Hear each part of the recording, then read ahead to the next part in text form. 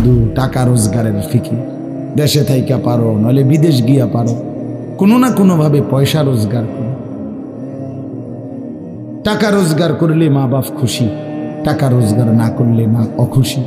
খালাস। এরপরে ইমান আছে কিনা, ইসলাম আছে কিনা, নামাজ আছে কিনা, কোরআন আছে কিনা, আল্লাহ চিনে কিনা, হালাল হারাম কিনা, জায়েজ না জায়েজ না, এত কিছু আমার দরকার। ফুতের জিগায়ও না যে ফুত কামাই যে করতেছ কি হালাল কামাই করো না হারাম, না এত কিছুর দরকার কি। টাকা দিতেছে, খাইতেছে, ঘুমাইতেছে, বিল্ডিং করতে আসে, জমি কিনতে আসে, আপেল মালটা খাইতেছে। এক ছেলে আমারে নিজে বলছে, আমি সবার ব্যাপারে বলি না, এক ছেলে আমারে নিজে বলছে, হুজুর আমি একটা দেশের নাম বলছে, যেই দেশে আমার কর্মটা ছিল, চলে আসছে ওই দেশ থেকে। আমার বলছে, হুজুর আমার কর্মটা হলো এই, মদের বার, মদের হোটেলে নারী পুরুষ উলঙ্গ জিনাবে বিচার করে, আমার দায়িত্ব শুধু পাশে দাঁড়িয়ে মদের বোতল নিয়ে দাঁড়ায় থাকা, যতবার তারা চায় অতবার তাদেরকে মদ গ্লাসে ঢেলে দেওয়া, তাদের হাতে তুলে দেওয়া। এর বিনিময়ে আমার মাসে বেতন 2 লাখ টাকা। মুসলমান মুসলমান মুসলমানের সন্তান, বাংলাদেশের সন্তান। তো এই টাকা যখন বাবা খাচ্ছেন, বিল্ডিং করতেছে, কোনো টেনশন নাই। আমি আবারও বলছি, আমি সবার জন্য বলি না, ওই বলছে দেখে ওরটা কইছি, কথা বুঝছেন না? আমি তো নাম ঠিকানা বলি না। হে আত্মীয়তার আইয়ুহাল কাতি, আত্মীয়তার সম্পর্ক ছিন্নকারী ব্যক্তি, আসো। এই জন্য ভাইয়ের সাথে যুদ্ধ করছো, বোনের সম্পদ নষ্ট করছো, চাচারে সম্পত্তি দাও নাই, এই জন্য, এই দুনিয়ার জন্য নেও, এখন না, এখন যা লাগে নেও। এইভাবে প্রত্যেক নাফরমান পাপীকে, হে হারামখোর সুদ করে দিগা, এখানে টাকা যা লাগে নে, নে বাটপার, এখান থেকে টাকা নে, কি পরিমাণ টাকা দরকার ছিল নে। এইভাবে রাসূলুল্লাহ সাল্লাল্লাহু আলাইহি সাল্লাম বলেন, দুনিয়ার এই সম্পদগুলো কথা বলবে আর ডাকবে, ডাকলে মানুষ, আচ্ছা এটা তখন কেরম লিখবো, কথা বোঝেন নাই? এটি যখন কথা বলবে, ডাকাডাকি করবে, মানুষ কি বলবে? লোকেরা তো সবাই দাঁড়াইছে, মানুষও তো দাঁড়াইছে, তারারই তো ডাকতেছে, তো তারা কি বলবে? ওয়াকালাল ইনসানু মা লাহা, আল্লাহ নিজেই বলতেছে, লোকেরা তখন মানুষগুলো বলবে মা লাহা, এটা কি হলো, আরে এইটা কি কারবার, এগুলো কথা বলে কেমনে, এগুলো কি কয়, এরা আমার চিনলো কেমনে, আমি যে সিটার, আমি বাটফারে চিন্তা লাগলো, ইন্নারিল্লাহ, একেবারে পুরা ধরা অনবিচার আচার কিছুই শুরু হয়েছে না, এখনই বেজ্জতি, বাকিটা তো অবস্থা খারাপ। মানে অর্থাৎ মানুষগুলো অবাক হয়ে বলবে মা লাহা, কি হলো জমিনে, কি হলো এগুলোর, এরা এমন করছে কেন, এরা কথা বলছে কেন? আল্লাহ বলেন ইয়াউমাইদিন তুহাদ্দিসু আখবারাহা, আল্লাহ তাআলা বলেন বান্দা হে কি দেখছো হবে, এই মাত্র দেখলা স্বর্ণ রূপ্য টাকা পয়সা কথা বলে, এখনে না দেখবা আসল খেলাটা। ইয়াউমাইদিন তুহাদ্দিসু আখবারাহা, আল্লাহ বলেন এখন দেখবা সরাসরি এই হাসরের মাঠে তোমার সামনে, তোমার পায়ের নিচের জমিন, তোমার পুরা জিন্দেগির কথা, তোমার যত তথ্য, ভালো কিংবা মন্দ, নেক কিংবা গুনাহ, তোমার সমস্ত কিছু রাতের কিংবা দিনের, একাকী কিংবা প্রকাশ্যের, গোপন কিংবা আড়ালের, আল্লাহর কসম জমিন সবটা এখন তোমার সামনে বলে দিবে। ইয়াউমাইদিন তুহাদ্দিসু আখবারাহা,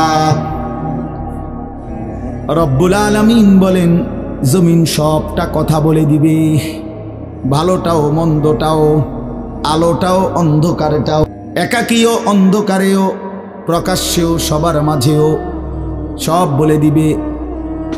রাতের চুরি বলে দিবে, রাতের তাহাজ্জুদটাও বলে দিবে, মদের আড্ডার কথাও বলে দিবে, জুয়ার আড্ডার কথাও বলে দিবে।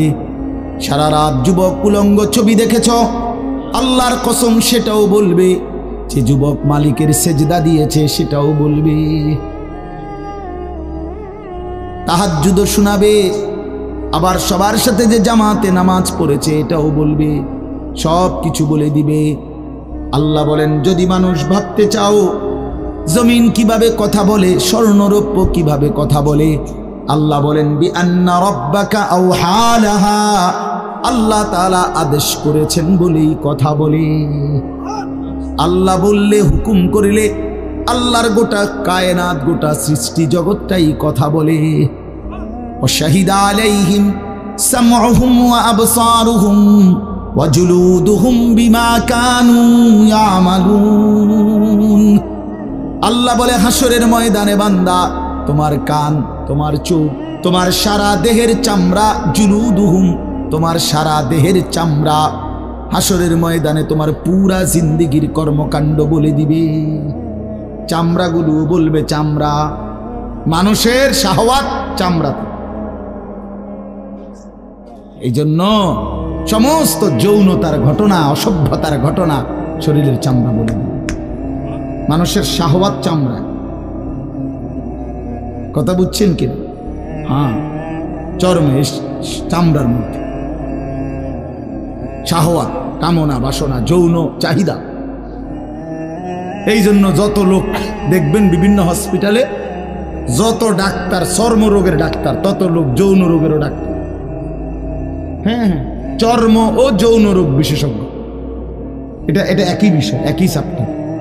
চামড়া মানে আল্লাহ তাআলা বলেন, তোমার চামড়া বলে দিবে কত রাত, কত দিন নারীর প্রতি অবৈধ আগ্রহ, অস্থিরতার, বেহায়াপনার, অসভ্যতা করেছিলে।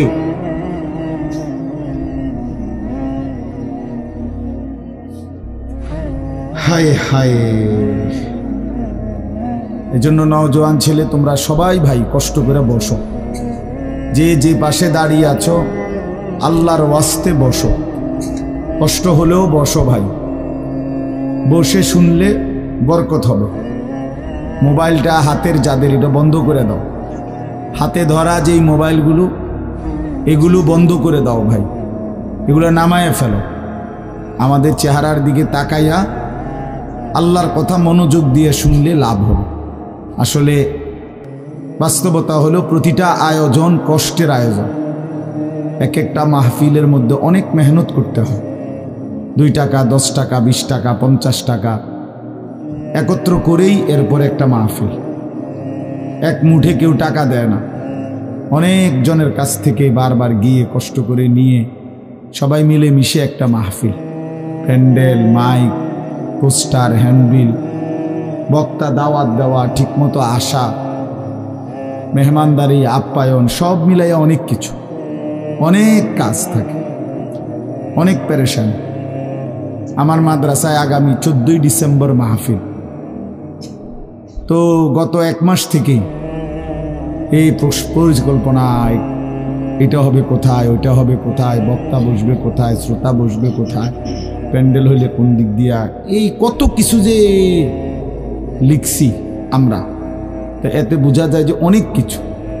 এই সবটুকু কষ্ট করে যদি শুধু কেবল আসলাম আর গেলাম, কিছুই শুনলাম না, বুঝলাম না, কিছু গ্রহণ করলাম না, তো কি লাভ হলো ভাই?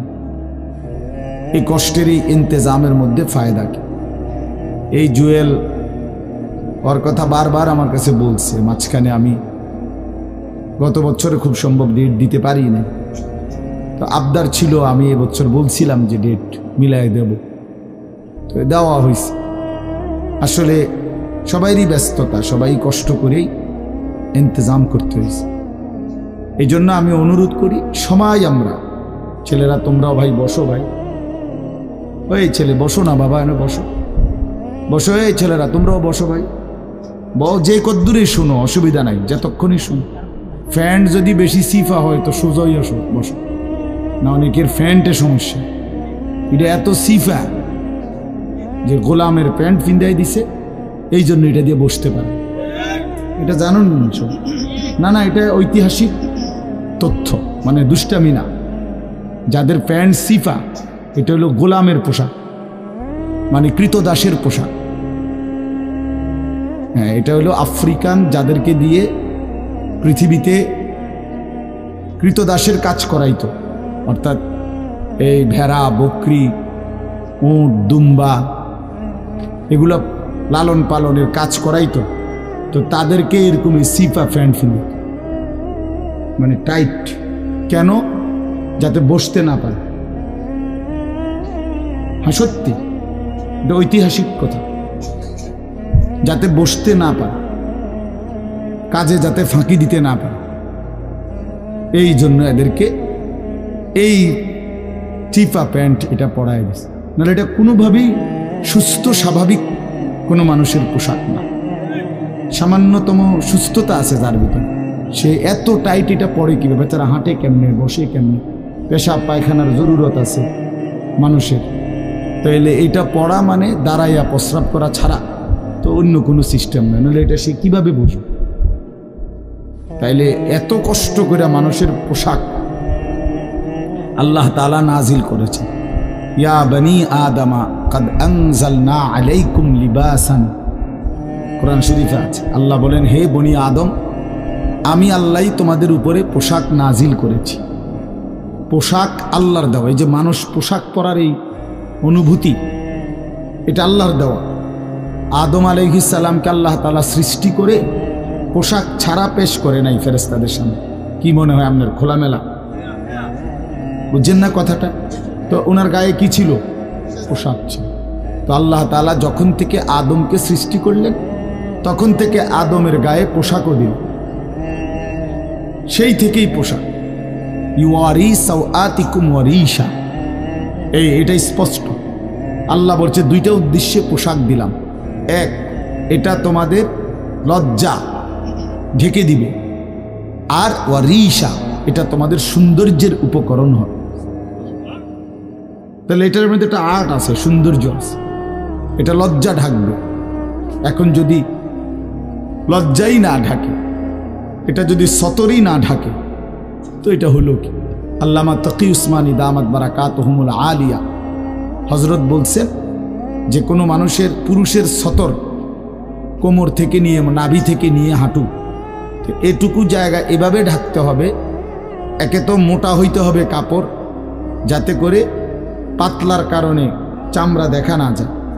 আরেকটা হলো এতটুকু ঢিলে ঢালা হইতে হবে, যাতে করে এতটা টাইট হইয়া না লাগে, যেন অঙ্গ প্রত্যঙ্গ, রান, পিছনের অংশ কার কেমন এটা বোঝা না যায়, স্বাভাবিক যেন ঢিলে ঢালা হয়। নাই তো এটা কি হয় না, পোশাক হয়।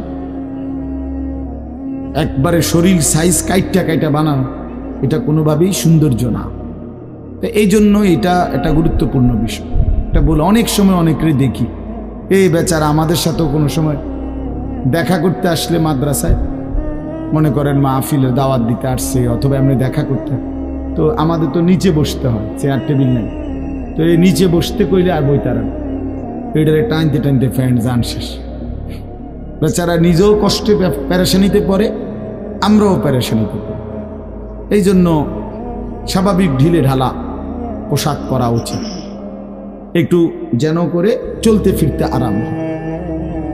ভাই তোমরা বসতে না, তোরা এখান চলে যাও বেটা, অপদার্থ কোথাকার, যাও এখান থেকে বেটা। হ্যাঁ যাও, তোমার মতো দু চারজন শ্রোতা না হলে কি ফালতু কোথাকার। এতবার বললাম, এটা বসতে ক্ষতি কি? আল্লাহর কথা বসে শুনতে হয়। এটা এতবার একটা কথা বলতেছি, এটা যদি গুরুত্ব না হয় তো এটা কি হলো বলেন? আল্লাহর কথা বসে শুনতে হয়, এটা তো একটা সার্কাস না। কি বলেন, এটা কি একটা সার্কাস? তাইলে কোরআন শরীফে আছে এটা। মুসা আলাইহিস সালামকে আল্লাহ তাআলা তুর পাহাড়ে জুতা খুলতে বললেন কেন? জুতা খুলে বসবার জন্য। আল্লাহর কথা বসে শুনতে হয়, জুতা খুলে শুনতে হয়, তাইলে নিজের মধ্যে পরিবর্তন আসে। আদব ছাড়া ইলম হয় না। কোরআন সুন্নাহর যে জ্ঞান, এই জ্ঞানের জন্য আদব জরুরি, অন্য পড়ার জন্য এটা এতটা জরুরি। বাংলা, অঙ্ক, ইংরেজি, পদার্থ, জীববিজ্ঞান পড়ার জন্য পেশাব করে ফানি লন লাগে না, বুঝেন না? দাঁড়াইয়া বসুক, বসে পড়ুক, বসে পেশাব করুক, এতে কোনো অসুবিধা নেই। কিন্তু আল্লাহর কোরআন পড়বার জন্য, রাসূলুল্লাহ সাল্লাল্লাহু আলাইহি সাল্লামের সুন্নাহ পড়বার জন্য প্রস্রাব করে ঢিলা নিতে হয়, টয়লেট পেপার ব্যবহার করতে হয়, পানি ব্যবহার করতে হয়। পবিত্র হইতে হয়। হ্যাঁ আসো আব্দুর রহমান, তুমি এনে আও। না না না, এখানে আসো। তো এই জন্য এটা জরুরি বিষয়। আমাদের কোরআন এবং সুন্নার এলেমের জন্য আপনার আদব জরুরি, আখলাক জরুরি, তহারত জরুরি। এই যে এখন এখানে একটা, এটা আপনাদের এটা শুধু একটা মহড়া না, বরং এখানেও তো কোরআন সুন্নার এলম বলার জন্যই ওলামায়ে কেরাম আপনাদেরকে বসাইছে, ঠিক না? তো তাইলে আদব জরুরি। মাওলানা ইয়াহিয়া বয়ান করতেছিলেন, হ্যাঁ আল্লাহ তাআলা, আমি যেটুকু আইসা মাত্র শুনলাম, আল্লাহ তাআলা হাসরের ময়দানে এক কদম পাও বাড়াইতে দিবেন, জিন্দিগির প্রতি ইঞ্চির হিসাব হবে। আন উমরিহি ফিমা আফনাহু, পুরা হায়াত বান্দা কোথায় ব্যয় করেছো বলো আমাকে, আমার দেওয়া হায়াত। ও আন শাবাবিহি ফিমা আবলাহু, শুধু যৌবনটা কোথায় ব্যয় করেছো সেটা আমাকে আলাদা বলো। ও আন মালিহি মিন আইনা ইকতাসাবাহু ওয়া ফিমা আনফাকাহু, প্রতিটি টাকার ব্যাপারে হিসাব দাও দুইটা। এক, টাকাটা কামাই করছো কেমনে, ব্যয় করেছো কোথায়। ওয়া মাদা আমিলা ফিমা আলিমা, যা যা শিখেছিলা, জেনেছিলে, শুনেছিলে, তা কি পরিমাণ আমল করেছো সেটা বল, সেটা বল। এই জন্য এই বিষয়গুলো জরুরি। বাপ রাসূলুল্লাহ সাল্লাল্লাহু আলাইহি সাল্লাম বলেন, এগুলো উত্তর না দিয়ে কোনো মানব সন্তান হাসরের ময়দানে এক কদম সামনে যাইতে পারবে, এক কদম সামনে যাইতে। কোরআনুল কারীমের মধ্যে আছে, আল্লাহ তাআলা বলেন, ফাওয়ারাব্বিকা লানাসআলান্নাহুম আজমাইন আম্মা কানু ইয়ামালুন। আল্লাহ তাআলা বলেন, আমার কসম, মানে আল্লাহর কসম, আল্লাহ নিজের কসম করে বললেন, আমি অবশ্যই তোমাদেরকে জিজ্ঞেস করব, অবশ্যই অবশ্যই সকলকে, আজমাইন, সকলকেই আমি আল্লাহ জিজ্ঞেস করব, আম্মা কানু ইয়ামালুন, দুনিয়ার হায়াতে যা তোমরা করেছিলে। এই জন্য আল্লাহ তাআলার আড়াল হওয়ার কোনো সুযোগ নেই, হিসাবের বাইরে আমরা কেউ না। আল্লাহ তাআলা বলেন, সুম্মা লাতুসআলুন্না ইয়াউমাইদিন আনিন নাঈম। আল্লাহ তাআলা বলেন, ওই বাবা, আরে কি প্লাস্টিক না, কথা বলো কেন?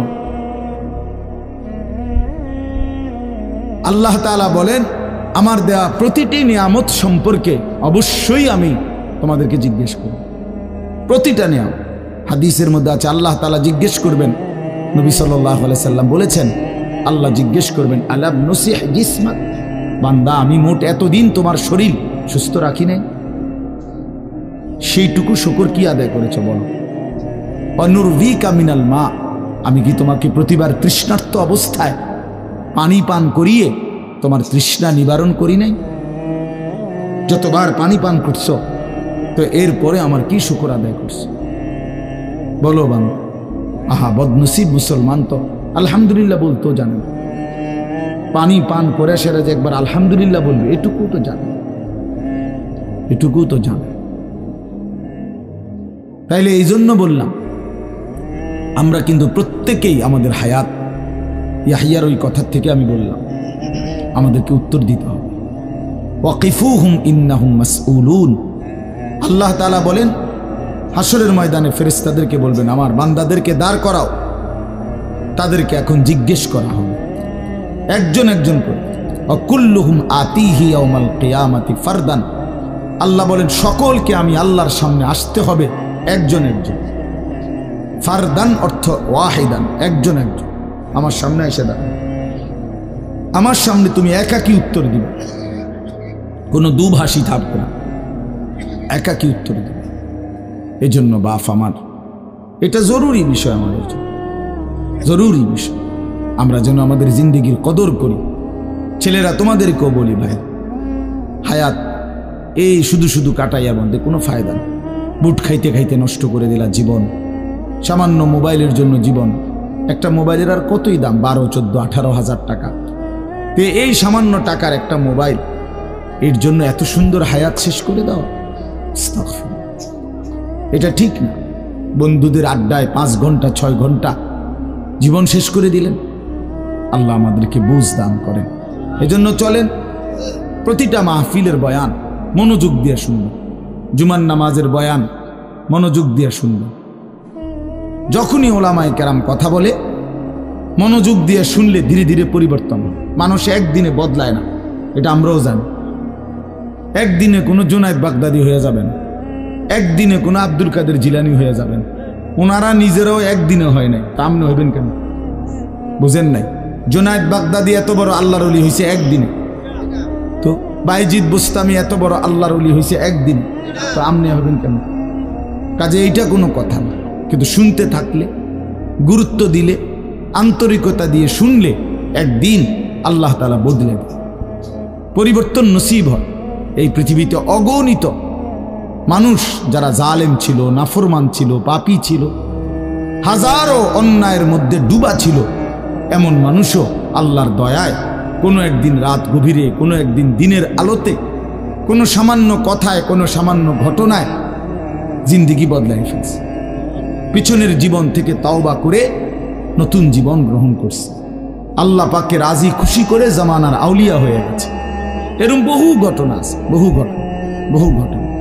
এই জন্য আমরা ইনশাআল্লাহ মনোযোগ দিয়ে আল্লাহর কথা, আমার বয়ান না শুধু সমস্ত আলেমদের বয়ান মনোযোগ দিয়ে শুনবেন। বলেন ইনশাআল্লাহ। কোরআন সুন্নাহর কথা মনোযোগ দিয়েই শুনবেন, দেখবেন বরকত হবে। যদি আমার এই কথা একজনে বুঝেন, আমি মনে করি এতটুকুই আমার লাভ। দুইজন বুঝলে দুইজনই লাভ। আল্লাহ আমাদেরকে তৌফিক দান করুন। চলেন, কোরআনুল কারীমের এই সূরাটি 99 নম্বর সূরা। 114টি সূরা কোরআন শরীফে, তন্মধ্যে এটা হলো 99 নম্বর, 30 নম্বর পারা। পুরা কোরআনুল কারীমের মধ্যে মোট 30 পারা।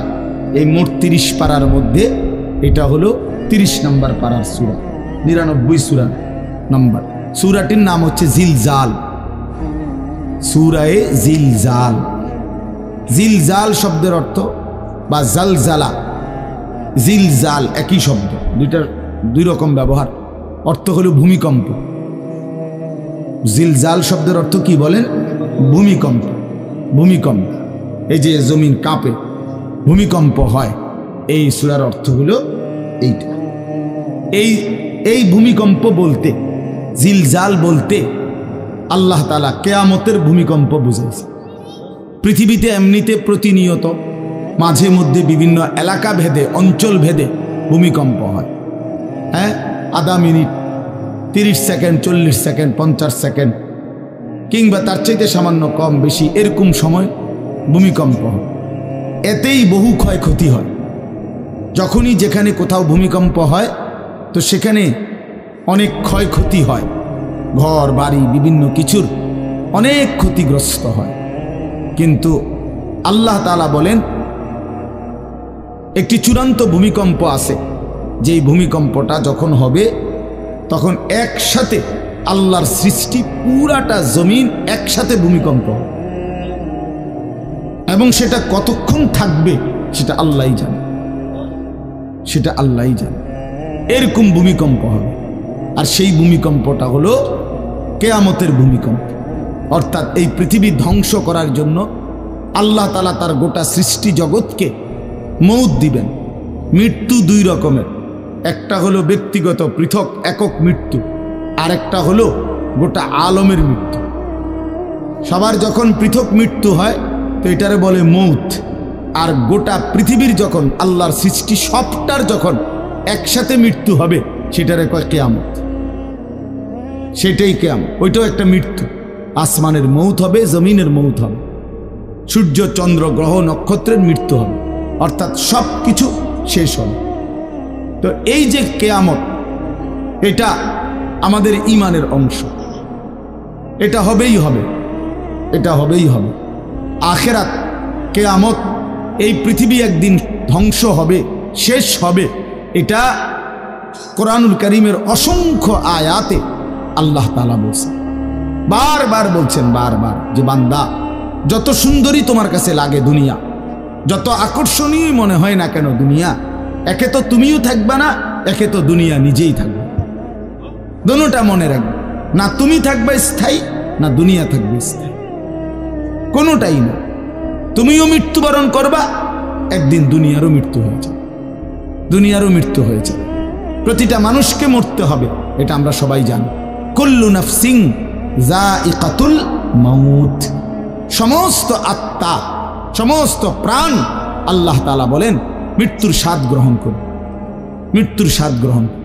কুল ইন্নাল মাউতাল্লাযী তাফিরুনা মিনহু ফাইন্নাহু মুলাকীকুম, আল্লাহ তাআলা বলেন হে নবী আপনি বলে দেন, ও দুনিয়াবাসী, মৃত্যু থেকে তোমরা যেখানেই পলায়ন করো না কেন, মৃত্যু তোমাদের সাথে সেখানে গিয়েই নিজেই মোলাকাত করবে, সাক্ষাৎ করবে। তুমি ডাকতে হবে না, মৃত্যু নিজেই আসবে, মৃত্যু নিজেই আসবে। আইনামা তাকুনু ইউদরিকুমুল মাউতু ওয়ালাউ কুনতুম ফি বুরুজিম মুশাইয়াদা, আল্লাহ বলে তুমি যদি এমন একটা বিল্ডিং বানাও, ঘর বানাও, যে ঘরটা অনেক উঁচা, যে ঘরটার উপর দিয়া কেউ ভিতরে ঢুকতে পারবে না, যে ঘরটার মধ্যে একটা ছিদ্র নাই, একদম আটকানো, তো এরকম একটা ছিদ্রবিহীন সুউচ্চ ঘরও যদি তুমি বানিয়ে তার ভেতরেও তুমি আশ্রয় নাও, তো ইউদরিকুমুল মাউতু, মৃত্যু তোমার সেখানেই পৌঁছবে, তোমার সেখানেই পৌঁছবে। প্রিয় ভাই আমার, বন্ধু আমার, নওজোয়ান সাথীরা আমার, মৃত্যু এক অনিবার্য বাস্তবতা, চিরন্তন বাস্তবতা, এটা গ্রহণ করতেই হবে। হাসলেও মরতে হবে, কাঁদলেও মরতে হবে, সুখেও মরতে হবে, দুঃখেও মরতে হবে। রাজপ্রাসাদ আর অট্টালিকার মানুষটাও মরে যাবে, জীর্ণ কুটিরে যে লোক থাকে, হ্যাঁ, সেই লোকটাকেও মরতে হবে। জীবনে কোনোদিন দুঃখ দেখে নাই যে সেও মরে যাবে, জীবনে কোনোদিন সুখ দেখে নাই যে সেও মরে যাবে, সব মরে যাবে। এটাই সত্য, এটাই বাস্তবতা। অতএব মৃত্যু এক অনিবার্য বাস্তবতা, এটা গ্রহণ করতেই হবে। এটা যদি আমরা মনে রাখি, আমাদের জীবন অনেক সুন্দর হইত, অনেক সুন্দর হইত। রাসূলুল্লাহ সাল্লাল্লাহু আলাইহি ওয়াসাল্লাম বলছেন, আকসিরু যিকরা হাদিমিল লাযযাত ইয়ানি আল মাউত। আল্লাহর নবী বলেন, আমার উম্মত তোমরা বেশি বেশি ওই জিনিসটা স্মরণ করো যে জিনিস তোমাদের সমস্ত স্বাদ, আনন্দ, আহ্লাদ চিরতরে মিটাই দিবে, তোমারে চিরস্তব্ধ করে দিবে। জলজ্জান্ত মানুষটা আমাদের সামনে হাঁটতো, চলতো, উঠতো, বসতো, ঘুরতো, ফিরতো, হ্যাঁ, সেই মানুষটা মনে করেন আমার চোখের সামনে নাই, তার লাশ আমার সামনে, আহা সেই লোকটা স্তব্ধ। পৃথিবীর কত মানুষ কত আওয়াজ করতেছে, কত শোরগোল করতেছে, কিন্তু এই লোকটা হাতও নাড়ে না, পাও নাড়ে না, চোখও মেলে না, আর কিছুই করে না। এ কি আশ্চর্য বিষয়! চোখের সামনের এই মানুষটা নাই, কি হলো তার? কে তারে থামায় দিল? কে তারে স্তব্ধ করে দিল? এ তো আমার মতো ঘুরতো, ফিরতো, হাঁটতো। আহ, আমার আব্বারে আমি কত দেখছি, একদিন আমার আব্বা চলে গেল। আমার দাদারে আমি কত দেখছি, আমার দাদা একদিন চলে গেল। আমার জ্যাঠারে আমি দেখে আসছি, দোয়া করে আসছি, ফু দিয়ে আসছি। এক সপ্তাহ পরে জ্যাঠা ইন্তেকাল করলেন, আবার এক সপ্তাহ পরে আমি গিয়া জ্যাঠার জানাজা পড়াইছি। এই তো বাস্তবতা। যুবক ভাই, তুমিও মনে রাখো, বয়স্ক বাবা আপনিও মনে রাখেন। হাসান বসরি রহমতুল্লাহ আলাইহি একজন বড় বুজুর্গ ছিলেন। উনি বলতেন, তিনি যখন কোনো যুবককে দেখতেন আর বয়স্ক দেখতেন, তো তিনি যুবকদেরকে বলতেন, ইয়া মা'শারাশ শাবাব ইন্না যারআ কাদ তুদরিকুহুল আহাতু ক্বাবলা আন ইয়াবলুগ। তিনি উপদেশ দিতেন, হে যুবকগণ শোনো, সব ফুল, সব ফল, সব গাছ চারা পরিপক্ক পাকা পর্যন্ত পৌঁছায় না, তার আগেই অগণিত ফুল, অগণিত ফল, অগণিত চারা গাছ ঝরে ঝরে। এটা উনি মনে করাইতেন মৃত্যুর কথা। উনি এটা বুঝাইতেন, যুবক তুমি দেখো, একটা আম গাছের মধ্যে যতগুলো মুকুল ধরছে ফুল, সবগুলো আম হয় না। যতগুলো আম ধরছিল ছোট ছোট, সবগুলো বড় পাকা পর্যন্ত যায় না, তার আগেই ঝরে যায়। ঝরেই যায় বেশি, থাইকা যায় অল্প। তার মানে যুবক, কিশোর, তরুণ এই বয়সেই মৃত্যু হয় বেশি, বৃদ্ধ পর্যন্ত পৌঁছে কম। পুরা বাড়িতে অনেক সময় এমন হয় একজনও বয়স্ক লোক নাই, একজনও নাই। আমার ঘর, আমার বাপ চাচাদের যে ঘর, সেখানে আপনার এখন আমার চাচাতো ভাই, জ্যাঠাতো ভাই, আমার ভাই বেরাদর সব মিলাইয়া আমাদের ছেলে পেলে ভাই বাতিজা মিলে না হয়তো 60-70 জন আছি আমরা, কিন্তু আমাদের একজনও বয়স্ক লোক নাই। আমার দাদাও নাই, দাদিও নাই, জ্যাঠাও নাই, চাচাও নাই, আমার আব্বাও নাই, কেউ নেই। তাইলে কেন এমন হলো? তাহলে বোঝা গেল অধিকাংশই ঝরে যায়, কবরে চলে যায়, মৃত্যু হয়ে যায়। এই জন্য ধোঁকা না খাওয়া। আরেকটা হলো বয়স্ক লোককে দেখলে উনি বলতেন, হাসান বসরি রহমতুল্লাহ আলাইহি, ইয়া মাশারা শুয়ুখ, হে বৃদ্ধগণ। উনি তাদেরকে জিজ্ঞাসা করতেন যে মা ইউনতাজারু বিসসারআ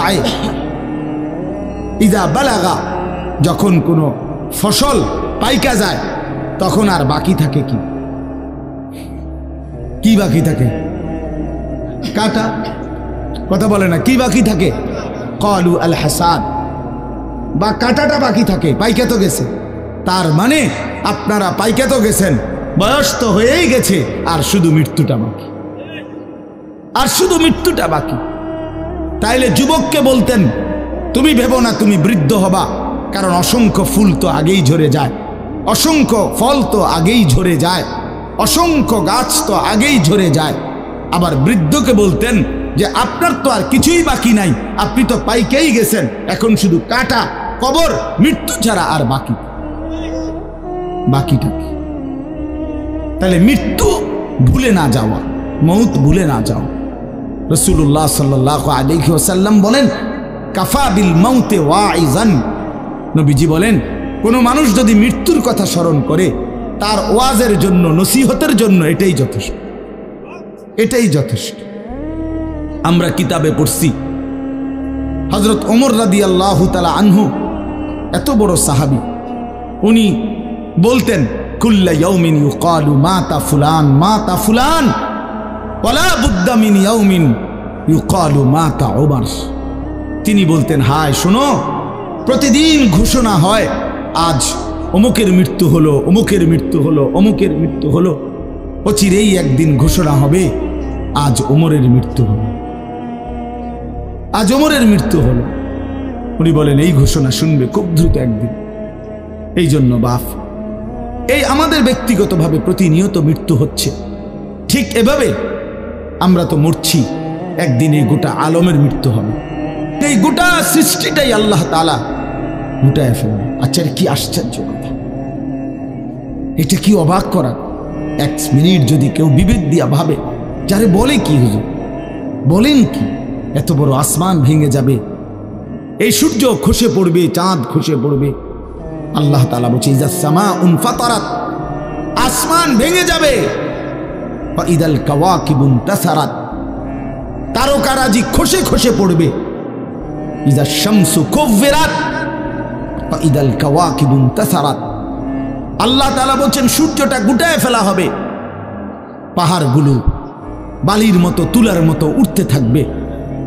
ইদা রাজ্জাতিল আরদু রাজ্জা, এই জমিনের মাটিগুলো রেজা রেজা, পাউডার পাউডার হয়ে যাবে। ইদাল বিহারু ফুজ্জিরাত, সমুদ্র, খাল, বিল, নদীর পানিগুলো সব টকবগে উতরাইয়া গরম হইয়া বাষ্পের মতো উড়ে যাবে।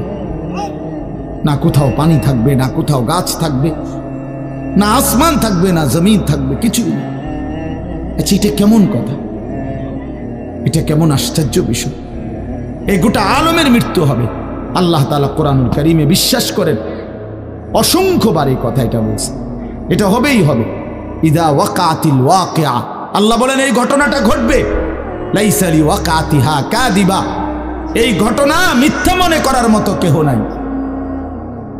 যেদিন ঘটে যাবে তখন আর কারো কোনো মিথ্যাবাদী আর থাকবে না, অর্থাৎ কেউ আর অস্বীকার করার সুযোগ হবে না। চোখের সামনে দিন, চোখের সামনে দিন। কোরআন শরীফে একটা সূরা আছে, সূরা হজ। ওই যে আমরা হজ করি না, এই হজ সূরাটার নাম। এই সূরার শুরুতে আল্লাহ তাআলা এই পৃথিবী ধ্বংসের, কিয়ামতের একটা সাংঘাতিক বর্ণনা দিয়েছেন। ওইখানে আছে, আল্লাহ বলেন, ইয়া আইয়ুহান নাসুত্তাকু রাব্বাকুম, হে মানুষ তোমরা আল্লাহকে ভয় করো। আর শুনো, ইন্না জালজালাতাস সাআতি শাইউন আযীম, নিশ্চয়ই কিয়ামতের ভূমিকম্প, জালজালা, এই যে বললাম জিলজাল এবং জালজালা অর্থ ভূমিকম্প। আল্লাহ বলেন কিয়ামতের ভূমিকম্প, ইসরাফিল যখন ফু দিবে, আমার এই পৃথিবী যখন ভাঙতে শুরু করবে, এই সৃষ্টি জগৎ পুরাটা যখন আমি আল্লাহ গুটায় ফেলবো, ওয়াসসামাওয়াতু মাতবিয়াতুম বিয়ামিনি, আল্লাহ বলেন 7 আসমান আমি আল্লাহ তাআলার হাতের মধ্যে গুটায় ফেলবো, গুটায় ফেলবো। তুমি জানো না আমার ক্ষমতা? কুল্লু মান আলাইহা ফান ওয়া ইয়াবকা ওয়াজহু রাব্বিক, সব শেষ করে দেব আমি, শুধু আমি আল্লাহই থাকব, শুধু আমি আল্লাহই থাকব। তো আল্লাহ তাআলা বলেন এই ইসরাফিল ফু দিলেই, শুরু করলেই জমিনে ভূমিকম্প শুরু হবে। ইন্না জালজালাতাস সাআতি শাইউন আযীম, আল্লাহ বলেন নিশ্চয়ই এই কিয়ামতের ভূমিকম্প, এটা শাইউন আযীম, বড়ই ভয়ানক, বড়ই মারাত্মক। কারণ দুনিয়ার ভূমিকম্প 1 নাম্বার হলো বর্তমানের ভূমিকম্প, কখনো 30 সেকেন্ড, কখনো 40 সেকেন্ড, কখনো 47 সেকেন্ড, 50 সেকেন্ড, এই সেকেন্ড সেকেন্ড মিনিট, 47 মিনিট নি ভূমিকম্প হয়, কথা কর না কেন? 30 মিনিট ভূমিকম্প হয়, 30 মিনিট ভূমিকম্প হইলে আমাদের 14 গোষ্ঠী থাকবে নাকি? 30 সেকেন্ড 40 সেকেন্ড হয় ভূমিকম্প। এইটুকুতে একে তো সময় সামান্য, দ্বিতীয়ত হলো একসাথে গোটা পৃথিবীতে হয় না, এদিকে হলে ওইদিকে হয় না এরকম। কিন্তু আল্লাহ তাআলা বলেন ইসরাফিল ফু দিলে যে ভূমিকম্পটা হবে, সেই ভূমিকম্পটা গোটা পৃথিবী একসাথে নাড়ায় দিবে, একসাথে নাড়িয়ে। 47 সেকেন্ড না, কতক্ষণ সেটা আল্লাহই জানে। তখন অবস্থা কি হবে? মানুষের আতঙ্ক, এই ভূমিকম্পে আতঙ্ক। হ্যাঁ, আমি একবার চাঁদপুর মাহফিলে ছিলাম, রাত্রে ঘুমাইছি মসজিদের রুমে, ইমাম সাহেবের রুমে, এই সময় ভূমিকম্প আইছে, দরজা খুলে দিছি দৌড়, মসজিদের মাঠে আইছি দাঁড়াইয়া, চাই যে পুরা গ্রামের মানুষ সব আইসা পড়ছে, হই হুল্লোড় চিৎকার, হায় হায়। অথচ সবাই চিৎকার দিতে দিতে ভূমিকম্প শেষ। ভূমিকম্প হয়েছেই তো অল্প একটু, কিন্তু এটুকুর আতঙ্কেই যা হুজুর পাবলিক বরাবর, কিসের হুজুর আর কিসের পাবলিক, বক্তা শ্রোতা সমান। এই এখন মনে করেন ভূমিকম্প হইলে আমরা সব দিন দৌড়, আমি এখানে বুজুর্গি দেখাই বুঝতাম, হ্যাঁ আমি একটা বড় হুজুর বেটা প্রধান বক্তা, আমি লড়লে কি মানুষে কি করব, আপনি কি করবেন আমার সময় কো, আমার জান নিয়ে টানাটানি। আল্লাহু আকবার। তো এই সামান্য ভূমিকম্প, কিন্তু আল্লাহ তাআলা বলেন ইসরাফিল সিংহা ফু দিলে যে ভূমিকম্প হবে বান্দা, সেটা বড়ই ভয়ানক, সেটা সারা পৃথিবী নড়বে একসাথে। তখন কি হবে মানুষের আতঙ্ক? ইয়াউমা তারাউনাহা তাযহালু কুল্লু মুরদিআতিন আম্মা আরদাআত। এই 1 নম্বরে আল্লাহ বলেন যে মা তার বাচ্চাটাকে দুধ পান করাইতেছিল, এই কোলের বাচ্চা, দুধের বাচ্চা, আপন মা তার দুধের বাচ্চা ভুলে যাবে, ফেলে দিবে, ছুঁড়ে মারবে, আর মা পাগলের মতো দৌড়ানো শুরু। কোরআন শরীফের আয়াত। ওয়াতাদাউ কুল্লু যাতি হামলিন হামলাহা।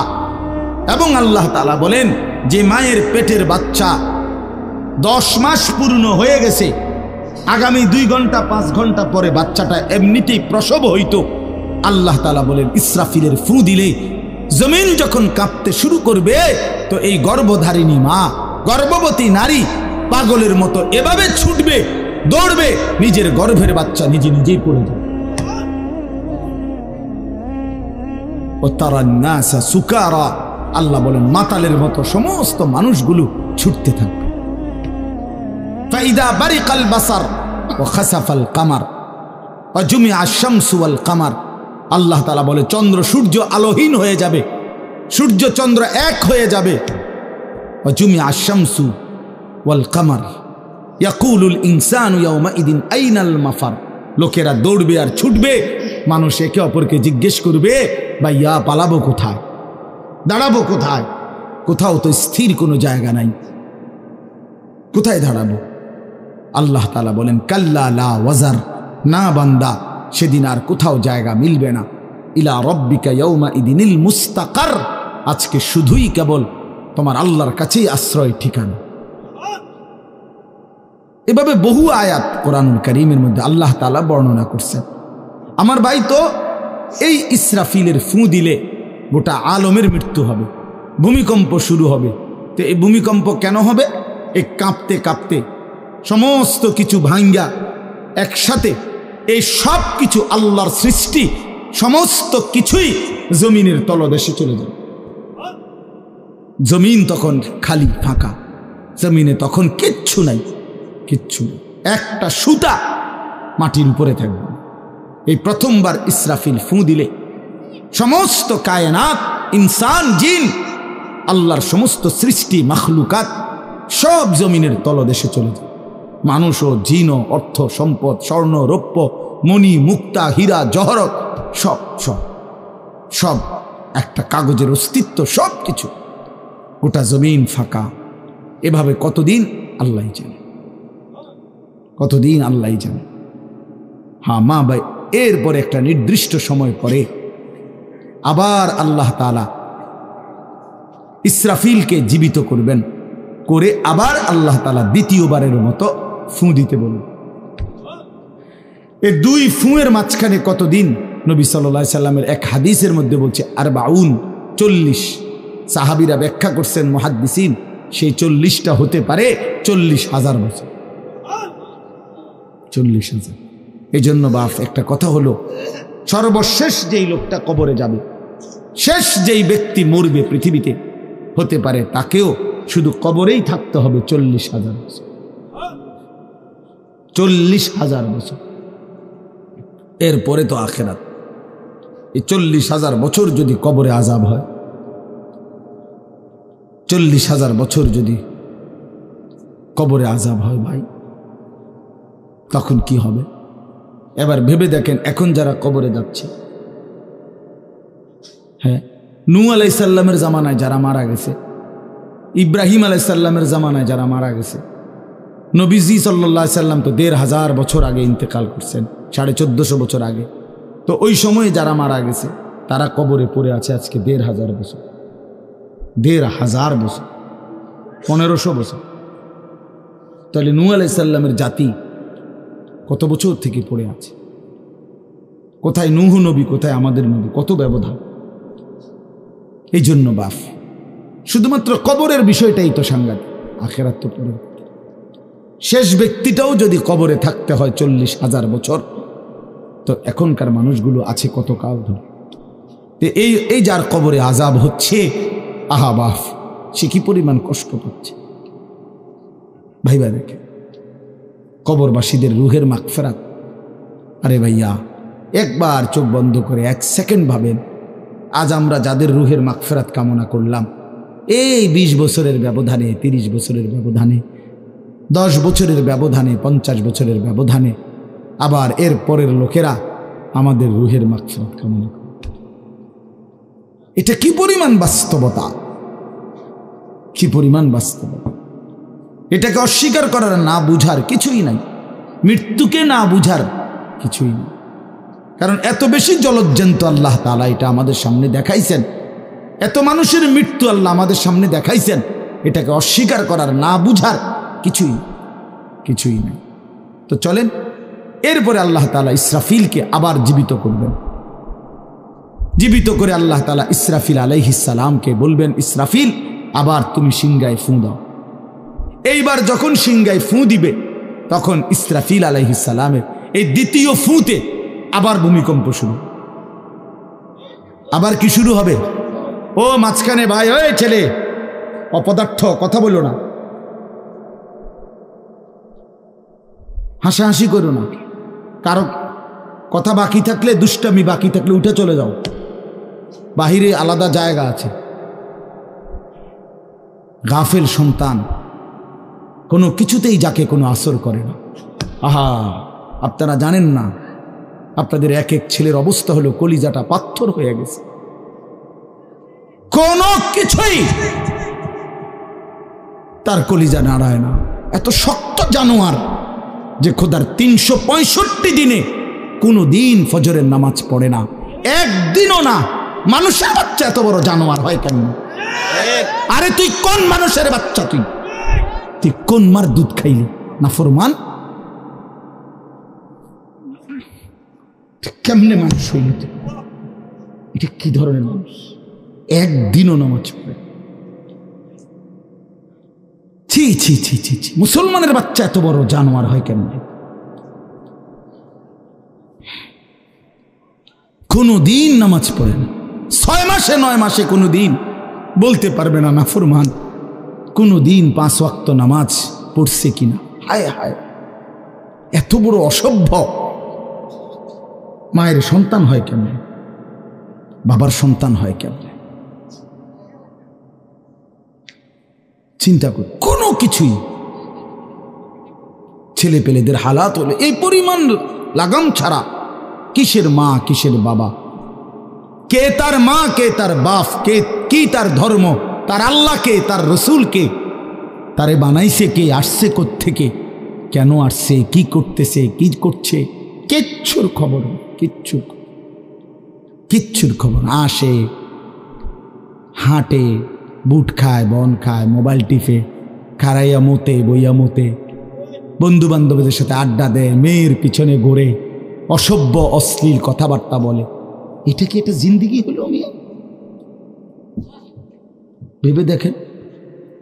ওফ, কোন সুস্থ স্বাভাবিক মানুষ এমন হয়? বলো ভাইয়া বলো। রাগ করো না বাপ, কে তোমা করে মনে করাই দিবে?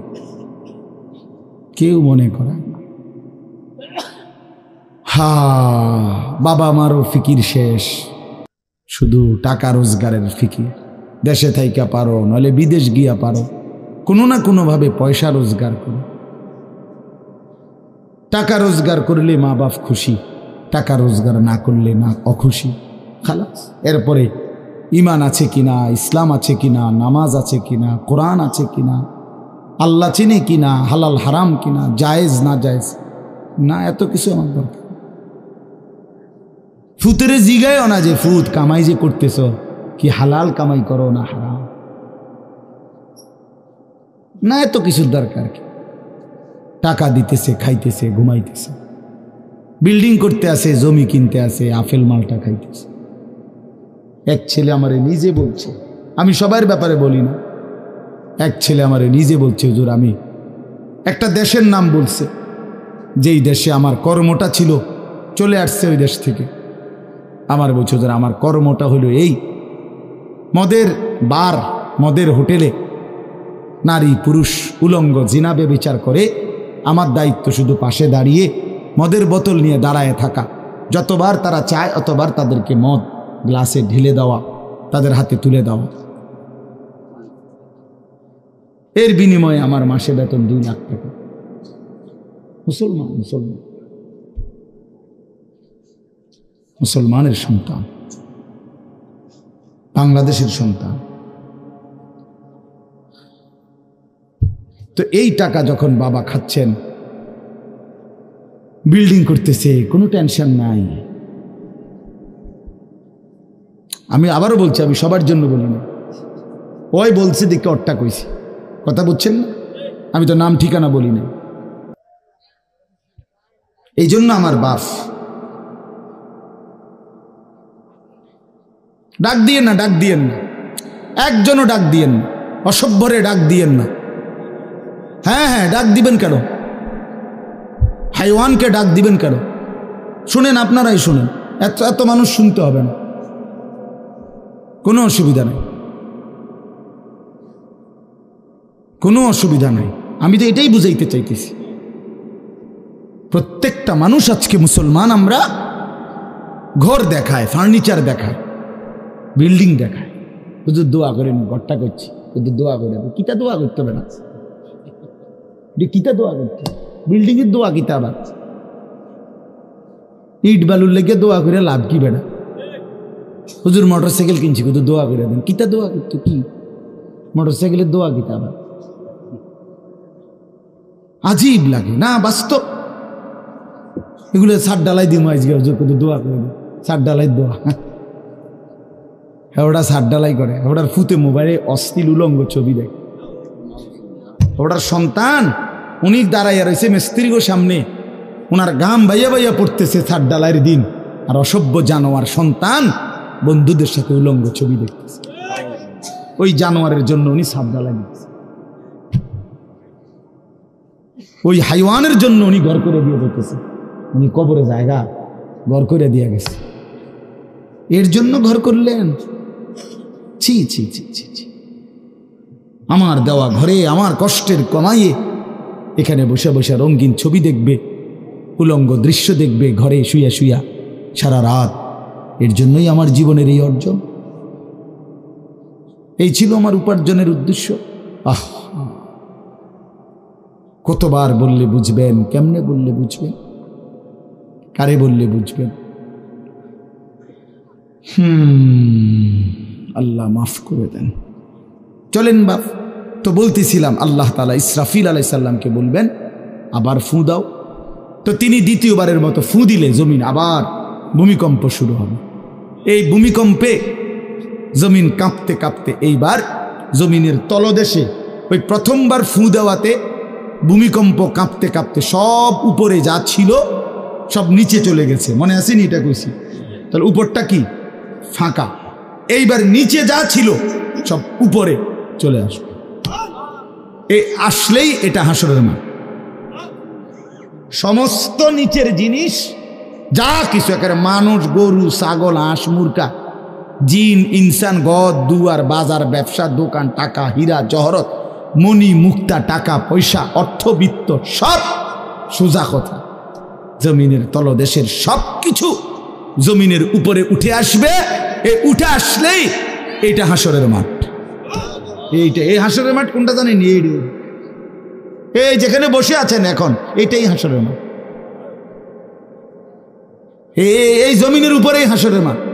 বাকি শুধু আল্লাহ কোরআন বলছে ইদাল আরদু মুদ্দাত, আমি আল্লাহ জমিনটাকে টেনে আরো লম্বা করে দেব, আরো বড় করে দেবো আর কি, প্রশস্ত করে দেবো। কারণ ওই যে পিসের মানুষ খারাপ লাগবে না? মানুষ তো দাঁড়াই বসেই আদম আলাইহিস সালাম থেকে নিয়া, তো মানুষ বেশি না?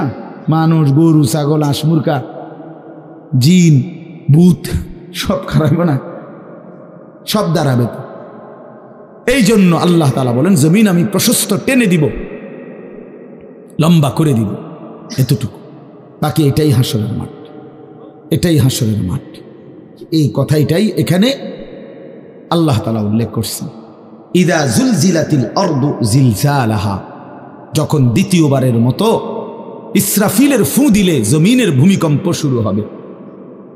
ওয়া আখরাজাতিল আরদু আসকালাহা, আল্লাহ তাআলা বলেন তখন জমিন তার তলদেশে যা ছিল সমস্ত জমিনের তলদেশে, এগুলো এতদিন জমিনের বোঝা ছিল, বোঝা মানে মাটির নিচে, এগুলো সে মনে যেন ফোজা কান্দে লইছে।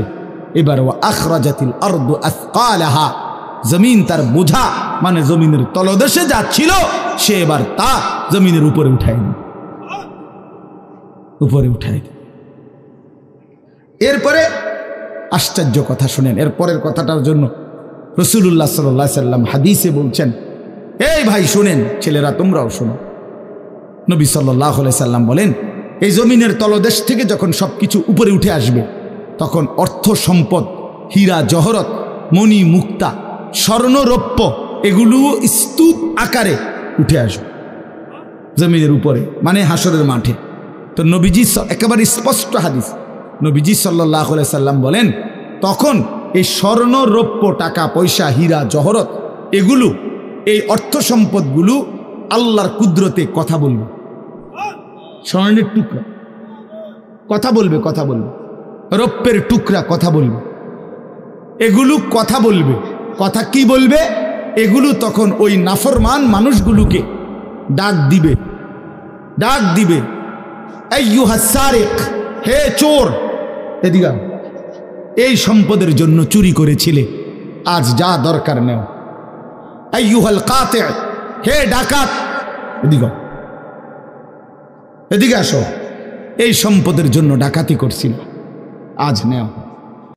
হে আত্মীয়তার, আইয়ুহাল কাতি', আত্মীয়তার সম্পর্ক ছিন্নকারী ব্যক্তি, আসো, এই জন্য ভাইয়ের সাথে যুদ্ধ করছো, বোনের সম্পদ নষ্ট করছো, চাচারে সম্পত্তি দাও নাই, এই জন্য, এই দুনিয়ার জন্য নাও, এখন নাও, এখন যা লাগে নাও।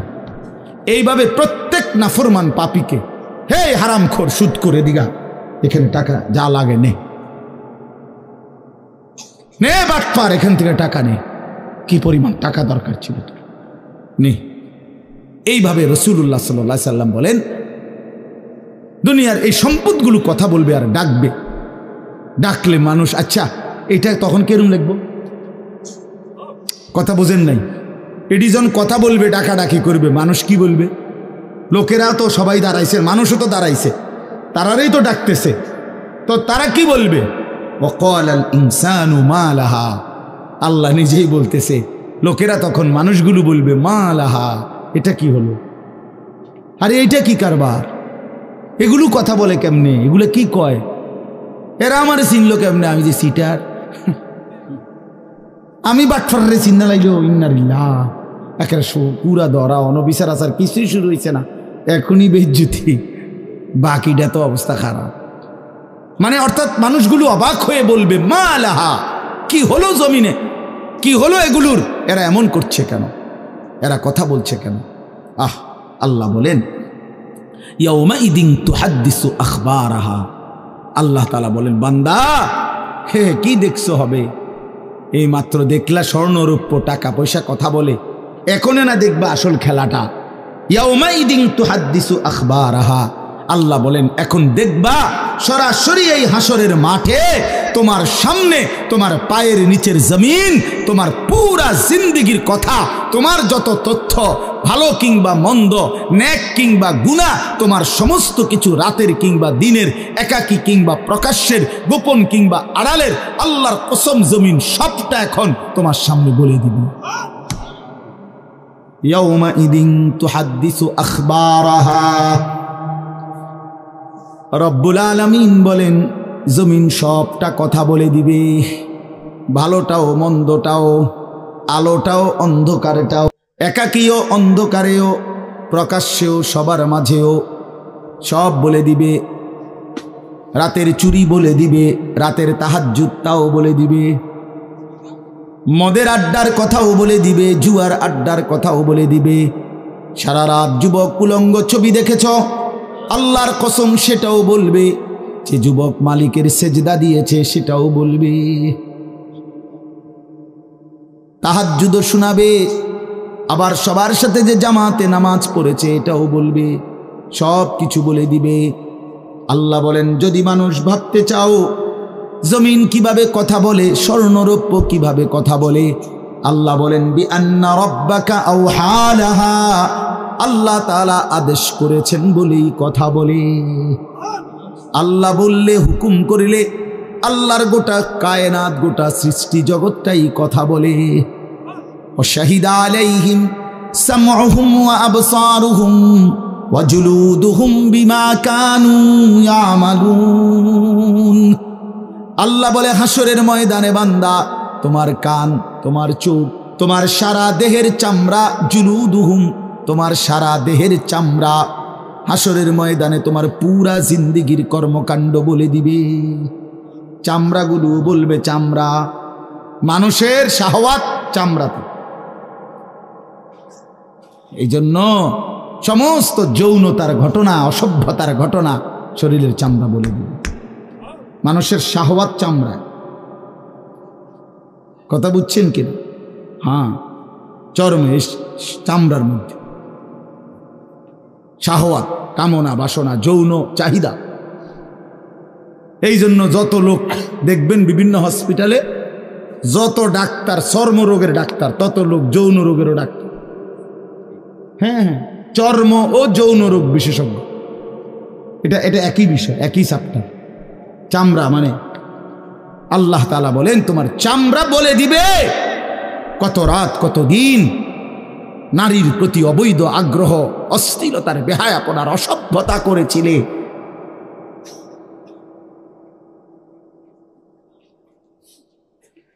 হায় হায়,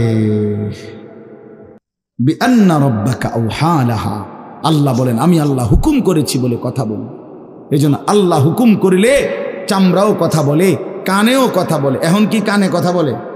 কিন্তু সেদিন বল চোখেও কথা বলবে। এখন চোখ কথা বলে না, মানে সব কিছুর জবান খুলবে, সব কিছু।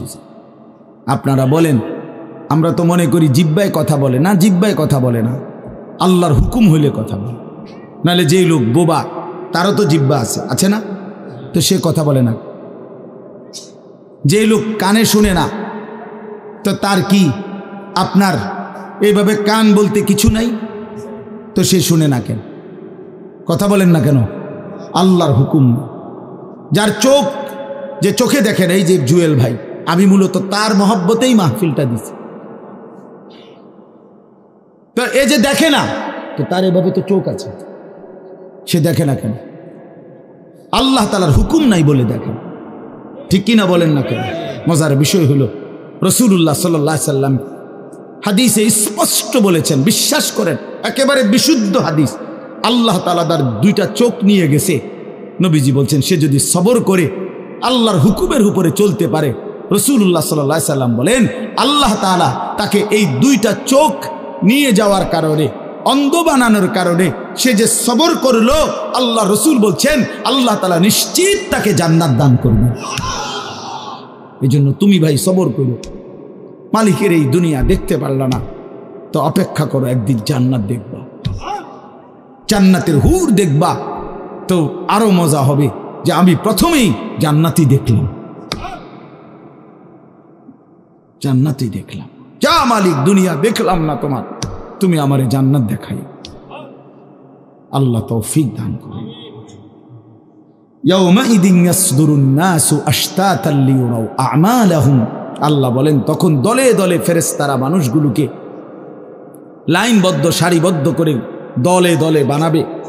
লোকেরা পরস্পর, প্রত্যেকটা মানুষকে ফেরেশতারা আলাদা আলাদা গ্রুপ বানিয়ে দেবে হাসরের ময়দানে। তখন প্রত্যেকে এই গ্রুপে গ্রুপে, দলে দলে লিয়ুরাউ আ'মালাহুম, নিজেদের আমল নামা, নিজেদের আমল দেখবার জন্য সামনে এগিয়ে যাবে। অর্থাৎ প্রত্যেককে তার আমল নামা দেখবার জন্য, দেওয়ার জন্য নির্দিষ্ট জায়গায় নিয়ে আসবে। নেওয়ার পরে সেখানে প্রত্যেকের ফাইল, প্রত্যেকের খাতা, আমল নামা তার হাতে তুলে দেওয়া হবে। দিলেই সে দেখবে। আল্লাহ বলতেছেন, ফামান ইয়ামাল মিসকালা যাররাতিন খায়রান ইয়ারা, এক বিন্দু, এক অণু পরিমাণ, পরমাণু পরিমাণ, সামান্য থেকে সামান্য পরিমাণও নেকি, কল্যাণ, তাও তুমি দেখতে পাবা। ওয়া ইয়ামাল মিসকালা যাররাতিন শাররান ইয়ারা, বিন্দু থেকে বিন্দু মন্দ যা করেছিলে তাও তুমি দেখতে পাবে। এক জাররা, মূলত জাররা বলে তাফসীরের মধ্যে লিখছে লা ওয়াজনা লাহু লা জিনাতা লাহা, যেটার কোনো ওজন হয় না, এত সামান্য, এত সামান্য, ওজন নাই, মানে 100 গ্রামও না, 10 গ্রামও না, 1 গ্রামও না, আধা গ্রামও না, এত সামান্য, এটা কোনো ওজন নাই, ওজন নাই, ওজন আসে না আর কি, ওজনে হয় না, এরে বলে জাররা। তাফসীরের মধ্যে লিখছে, কোনো ব্যক্তি, হযরত আব্দুল্লাহ ইবনে আব্বাস বলেন, কোনো ব্যক্তি যদি মাটিতে এমনি হাত মারে, মানে হাত লাগাই আবার উঠাই লাইছে, তখন এই যে বালুগুলো লাগছে, এই বালুর যেগুলো হাত থেকে ঝরে পড়ে কণা, এগুলো তার চাইতে সামান্য এক জাররা। আমার উস্তাদ বলছিলেন ছাত্র জীবনে আমাদেরকে, যে মানুষ যে কাপড় ধুইয়া চিপে, কাপড় এমনি চিপ্পা রৌদ্র দেয় না, মানে চিপ্পাই তো ফানি ফেলায়, তো কাপড় চিপ্পা সাইরা মানুষের একটা স্বভাব হইল রৌদ্র দেওয়ার আগে এটার একটা ঝাড়া মারে, লুঙ্গিটারে একটা আগে কি মারে, ঝাড়া দিয়া এরপরে দেয়। এই যে লুঙ্গিটা ঝাড়া দিলে যে ছোট্ট ছোট্ট পানির ফোঁটা ছিটকাইয়া পড়ে, এই ফোঁটা, এগুলো পিচ্ছি পিচ্ছি, এগুলো এক একটা জাররা, অথবা তার চাইতে ছোট। এটার ওজন আসবে না, এটা 1 গ্রামও হবে না, আধা গ্রামও হবে না। এই সামান্য ভালোটাও তুমি দেখবা, মন্দটাও দেখবা। কেমনে আড়াল করবেন ভাই? নিজেকে আড়াল করবেন কেমনে? বাপ যুবক, তুমি কেমনে আড়াল করবা? কোরআন শরীফে আছে, আল্লাহ বলেন, ইয়াউমা তুবলাস সারাইর, বান্দা আমি হাসরের ময়দানে তোমার অন্তরের গোপন বিষয়গুলো, যেগুলো কেউ শুনে নাই, তুমিও বলো নাই, শুধু মনে মনে কল্পনা করছিলা ভালো কিংবা অসৎ, সেগুলো হাসরের ময়দানে তোমার সামনে খুলে দেব। হ্যাঁ, আফালা ইয়ালামু ইযা বু'সিরা মা ফিল কুবুর ওয়া হুসিলা মা ফিস সুদূর। আল্লাহ তাআলা বলেন এই বুকের ভিতরে, অন্তরের ভিতরের যেই কথাগুলো সেগুলো খুলে দেব। এজন্য আজকে আমার কথা এখানে শেষ। আমি এতটুকু কথাই বলতে চাই, এই ৯৯ নম্বর সূরাটা আমাদেরকে এই কথার সবক দিচ্ছে যে আমরা আমাদের জিন্দেগির ১ সেকেন্ড, একটি নিঃশ্বাস আড়াল করবার সুযোগ নেই। হিসাব দিতে হবে, হিসাব দিতে হবে। ১ মিনিট, ১ সেকেন্ড, ১ পলক, ১ লম্হা, ১ মুহূর্ত আমাদের আড়াল করবার সুযোগ নাই ভাই। ভালোটার প্রতিদানও নিতে হবে, মন্দটারও প্রতিদান নিতে হবে। তাইলে কেন জীবন নষ্ট করব, কেন হায়াত নষ্ট করব? আমার অনুরোধ রইল, যতগুলো যুবক ছেলে আছো ভাই, তোমাদের কাছে অনুরোধ, মৌলানা কথা বলবে, এরপরে আরও একটু বয়ান হলে এরপরে দোয়া হবে, কিন্তু আমার মাঝখান দিয়ে এই কথাটাই আমি অনুরোধ করে বললাম, প্রত্যেকেই দয়া করে আল্লাহর ওয়াস্তে, আল্লাহর ওয়াস্তে নিজের জীবনের কদর করো ভাই। আমার এটাই শেষ কথা। যুবক ছেলেরা, তুমি আমার সাথে এখন যাইবা না, আমিও তোমার সাথে যাব না। এই দুনিয়াও যেমন আমি আলাদা চলে যাচ্ছি, আপনারাও আলাদা চলে যাবেন, কিন্তু বাস্তব কথা হইল আমি আপনি প্রত্যেকে আলাদা আলাদা কবরে, আখেরাতে আল্লাহর সামনে মুখোমুখি হইতে হবে। এজন্য হাত জোর করে অনুরোধ করছি ভাই, নিজেরে নষ্ট করো না। একটা ছেলেও যদি বুঝো, আমার অনুরোধ রইল তোমার প্রতি, তুমি নষ্ট হইও না, চরিত্রহীন হইও না, তুমি হায়াতটা শেষ করে দিও, কষ্ট পাইবা। এই নারী ছবি, অশ্লীল দৃশ্য, উলঙ্গপনা, বেহায়াপনা, এই জেনা ব্যভিচারের দৃশ্য, এগুলো দেখো না। চেষ্টা করো 5 ওয়াক্ত নামাজ পড়তে, 5 ওয়াক্ত নামাজ পড়তে হিম্মত করলে পারবা ভাই। পেশাব পায়খানার পরে টয়লেট পেপার ব্যবহার করো, পানি ব্যবহার করো, দেখবা শরীর পবিত্র থাকলে আল্লাহর ইবাদত করতেও মন চাই। মূলত মানুষ অনেকের যাদের নামাজ ছুটে যায়, তাদের একটা বড় কারণ হলো তার শরীর অপবিত্র, শরীর নাপাক, আর নাপাক দেখে নেক কাজের তামান্না, আগ্রহ জাগে না। এই জন্য এই যে পেশাব করে পানি নেয় না, টয়লেট পেপার ব্যবহার করে না, এই অসভ্য এই কারণে নামাজ পড়তে চায়। বাস্তব কথা, এর তখন আর হায়া লজ্জা থাকে না। এই জন্য সবাই মিলে ইনশাআল্লাহ নামাজ পড়ে নিজেদের স্ত্রী, কন্যা, বোনকে পর্দা পশিদায় রাখতে চেষ্টা করেন। যে মেয়েটার পর্দা নাই, যে মহিলার পর্দা নাই, বিশ্বাস করেন যে তার নিজের ইজ্জত, নিজের কদর, নিজের সতীত্ব, নিজের পর্দার কদর বোঝে না, এটা কোনো নারী না, এটা কোনো মহিলা না, এটা প্লাস্টিক জাতীয় কিছু হইতে পারে।